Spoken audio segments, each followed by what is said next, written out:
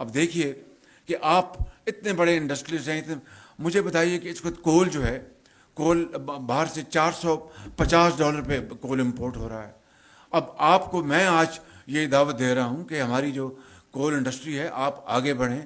آپ تھر کول کو آپ بیس بنائیں، آپ بلوچستان کے کول کو آپ بیس بنائیں، اس کی بنیاد پر آگے آئیں. لیٹ دس بھی، جس طرح یہاں پر کہا عارف حبیب صاحب نے کہ گورنمنٹ کے پاس تو اب اتنی فزیکل اسپیس نہیں ہے، فائنینشیل اسپیس نہیں. یہ جو پروجیکٹ جو ہے نیشنل انٹرسٹ کے، دھاسو ڈیم اور بھاشا ڈیم کو اگر ہم کر لیں تھرو آر اپنا گورنمنٹ پورٹ فولیوز تو بہت بڑی بات ہوگی.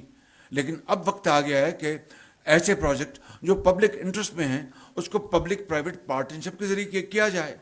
تو یہ جو کول بیسڈ جو پاور پروجیکٹس ہیں اس میں آپ آگے بڑھیں.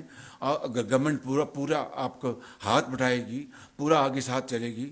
تھر ہے، بلوچستان کول ہے، پھر آپ گیس میں شیل گیس کی دیکھیے جو ہمارے پوٹینشیل پوائنٹس ہیں اس میں آپ آگے آئیں، اس میں آپ تجاویز دیں، اس کی ایک پالیسی بنائیں.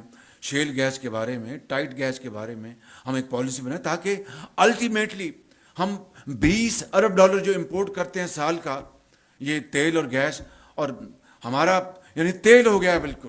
یہ $20 ارب کہاں سے ہم دیں گے؟